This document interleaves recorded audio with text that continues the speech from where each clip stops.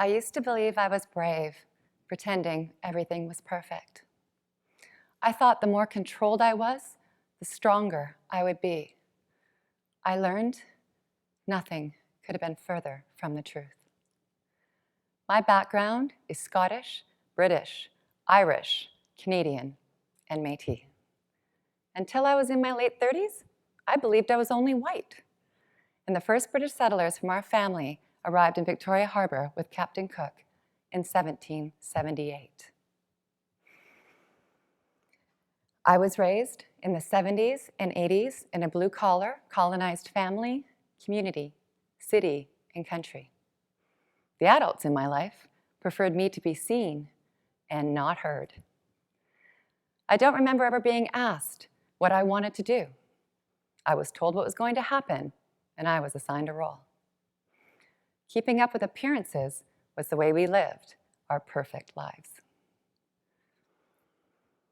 My mom married my father in 1963, and she left her small town of Saskatoon to move to the West Coast to raise a family. She left a secret behind in her hometown. Her Indigenous identity was not looked upon kindly by her community. It meant stigma and danger. It was not safe to be female, Métis, and young. My mom chose to leave behind our Métis heritage. During my childhood, we traveled back to Saskatoon to see my mom's family. As we pulled away in the car, we were reminded we were not from here. Asking questions about my mom's life, her past, and her memories was always strictly off limits. I breezed through school by flying under the radar, a time when fitting in was as important, if not the most important part of life. I learned I could shapeshift like a chameleon and project colors wherever I needed to blend into my environment, so nobody would raise questions about my perfect life. And it worked exceptionally well for a while. In my late 20s, my career took me into the entrepreneur world. Entrepreneurship is a high-risk, exciting space to be in. You get to see new products go to market without knowing if they'll succeed or fail. This chameleon had found the perfect space to fake it till she made it.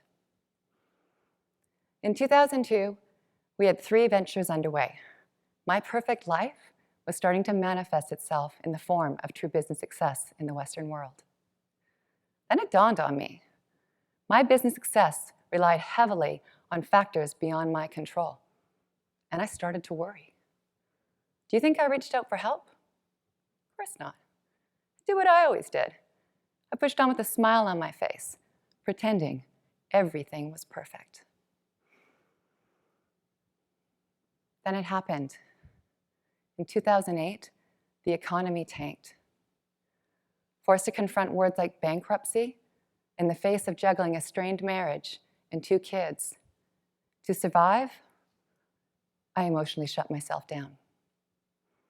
Soon after this, my marriage failed. One evening, around this time, I walked into my 6-year-old son's bedroom to find him crying alone in his bed. I asked him what was wrong, and he said, "I'm crying for you because I know that you can't." I had not cried almost my entire adult life. It turns out that keeping up an appearance wasn't only affecting me, it was hurting my children too. I wish I could tell you that after that evening with my son, I knew exactly what I needed to do to change. I did what some do. I bought a stack of self-help books. I read them, but I couldn't remember what was on the last page.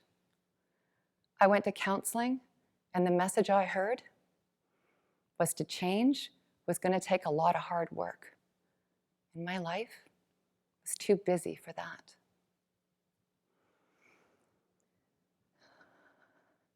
During this time, my family received some difficult news. My dad was diagnosed with dementia. Not knowing how to deal with this terrible news, as a family, we did what we knew best. We kept up the appearance that everything was perfect. During a doctor's visit with my dad, I came to another painful realization. The window to reconcile with my own parents would be closing soon. Time was running out. But I did not feel I could risk being vulnerable in case I fell apart when my family needed me to be strong. So I silenced my voice that needed to be heard. Meanwhile, things with my business were about to go from bad to worse. On our way downtown to pick up keys to our new office space, we heard that due to a federal election, our largest government contract had been canceled. We would have to lay off the people we had just hired. Driving home from picking up the keys, my phone rang. It was the hospital. My mom had had a heart attack. I was witnessing firsthand the negative effects of a lifetime of keeping up an appearance. My mom recovered from her heart attack, but my dad's dementia continued to move quicker than we expected, and very soon he needed around-the-clock support. It was Christmas 2018, and we just got my dad settled into the care home. My mom approached me in the hallway crying, and she asked me why I wasn't having an emotional reaction to such a significant event. What was I thinking? I'd missed an opportunity to reconcile with my own father. Was keeping up an appearance really that important?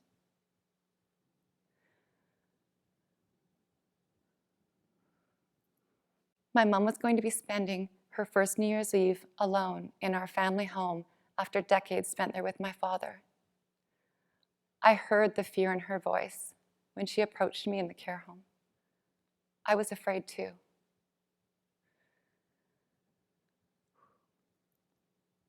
I woke up on New Year's Day in my old childhood bedroom. I was surrounded by my old toys and a poster-sized photo of my wedding day with my ex-husband hanging right above my head.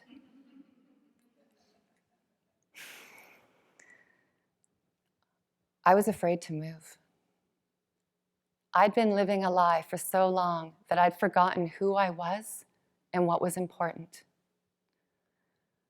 Vulnerability was a terrifying thought, but the only thing scarier in that moment was staying exactly where I was in this empty, lonely, perfect life. It was time to break the cycle and drop the act so that my children could see me unbecome,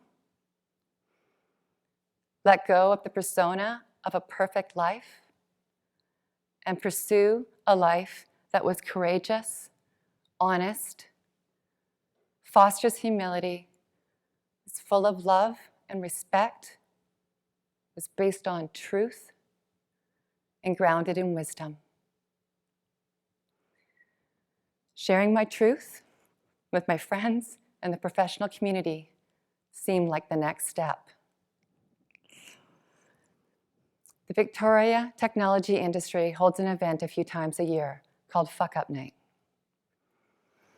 This is an opportunity to publicly share your biggest failure with a room full of professional peers.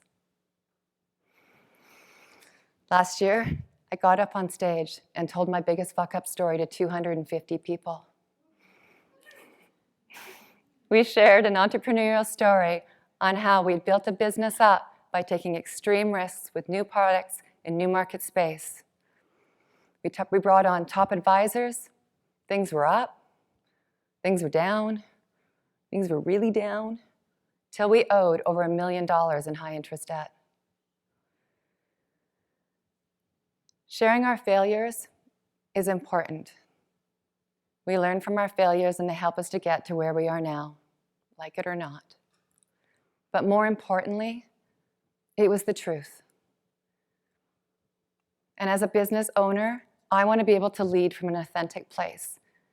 And I knew I needed to drop the projection of perfection and embrace reality, no matter how scary or imperfect the truth may be. I led our company through a complete restructuring, and I reached out for help in all professional and personal areas of my life to learn and grow. And last year, together, my company, Race Rocks, and I won Technology Leader of the Year.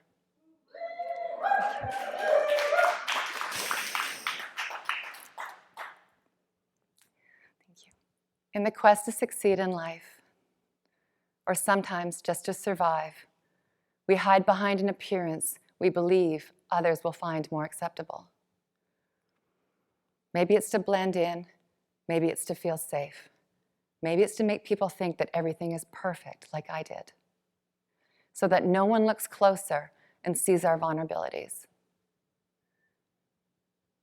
When I finally found the courage to drop the act and show others who I am, even the scary parts and the parts that need a lot of help, I discovered that the things I was most afraid of turned out to be exactly what was missing.